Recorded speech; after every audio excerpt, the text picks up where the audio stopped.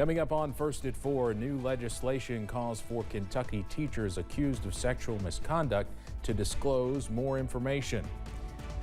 Plus, information on new commitments from the United States and other nations in support of Ukraine, as today marks 1 year since the beginning of the war against Russia. Plus, rain chances return as we start the weekend. All those details coming up as Mountain News First at 4 starts now. Dedicated to Eastern and Southern Kentucky, this is WYMT Mountain News First at 4. Good afternoon, I'm Steve Hensley. First at 4, Kentucky teachers accused of sexual misconduct may soon have to disclose more information. House Bill 288 would make several changes to the way this misconduct is handled. Samantha Valentino has more.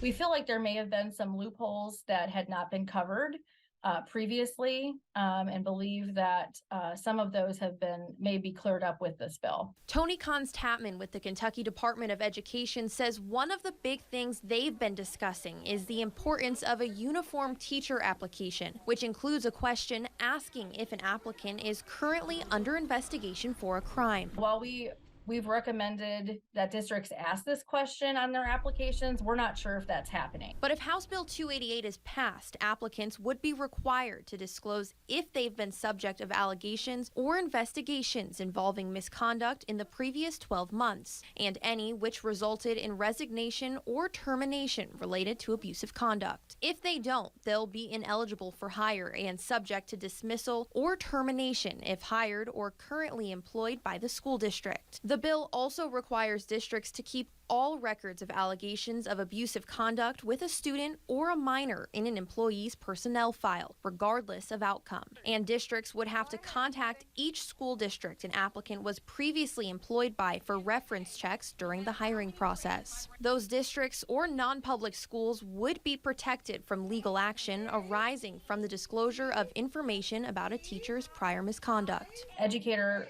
misconduct, sexual misconduct harms our students and really represents an egregious breach of trust and dishonors the profession. So anything that we can do to firm up any loopholes is something that we would support. That was Samantha Valentino reporting. House Bill 288 would also prevent any public school district or public charter school from entering a non-disclosure agreement relating to misconduct involving a minor or student, and it would require all district employees to undergo training related to appropriate and inappropriate relationships and communications with students every 5 years. Well, after record high temperatures on Wednesday and Thursday, we are finally near average today. Here's a live look right now in Hazard. You can see 52 degrees under a cloudy sky, so right near where we should be for this time of year. And over in Y, same story, also looking at some clouds back in the distance. Current temperature 46 degrees, so much cooler than we were at this time yesterday. We are anywhere from the middle 40s near I-64 to middle 50s near the Kentucky, Virginia, Tennessee borders. 55 in Harlan, 45 for Moorhead, 51 for Jackson, and 49 over in Pikeville. Just how much cooler are we? Well, 20 to 30 degrees cooler than this time yesterday, so a big cool down. But if you're a fan of the warmer weather, another warm up is on the way by next week. Up on radar, maybe a few sprinkles near I-75 near Monticello and Wayne County, stretching into portions of McCreary County as well. Most of us are dry though, and that will continue as we go into this evening, but rain chances are set to return by Saturday and Sunday. All those details coming up in just a little bit. Steve? All right, Cameron, thank you. Students at Lafayette and Dunbar High Schools in Lexington staged walkouts this morning. They are protesting several bills in Frankfort on LGBTQ legislation. Posters were held high by students pushing back against anti-LGBTQ bills that are being introduced. One of the main bills discussed at the event was Senate Bill 150, which passed in the Senate. The students say there are 9 anti-trans or LGBTQ bills filed in the legislature. They say they want their voices to be heard, and their hope is for senators and representatives to make a change. It felt amazing. The power that came from the crowd while I was speaking, it blew me off my feet, because obviously we did expect support from the school, but in no way did we expect this much support. Students like Joey Hester say they are grateful for the students that decided to walk out, and they say they will continue speaking out on the topic. The United States is taking additional measures to help Ukraine as the war-torn country marks a full year since the Russian invasion began. At a ceremony in Kyiv today to mark the somber occasion, Ukraine's president called the Russian invasion the longest day of our lives and promised to continue to push for victory as the war enters its second year. CBS's Willie James Inman reports from Washington. One man, Vladimir Putin, started this war. One man can end it. Secretary of State Antony Blinken told the UN Security Council the U.S. remains steadfast in its support for Ukraine. If Russia stops fighting and leaves Ukraine, the war ends. If Ukraine stops fighting, Ukraine ends. The Pentagon announced a new $2 billion security assistance package, including more ammunition and small high-tech drones. The latest package brings the total U.S. commitment to more than $32 billion since Russia invaded Ukraine a year ago.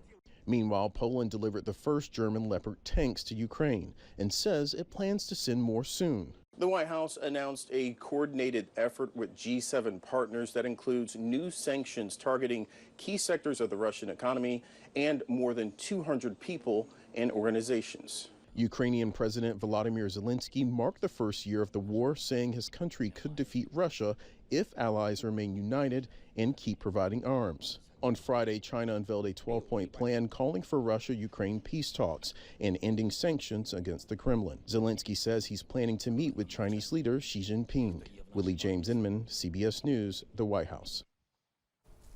New U.S. sanctions against Russia include a 200% tariff on aluminum from that country, effectively a ban.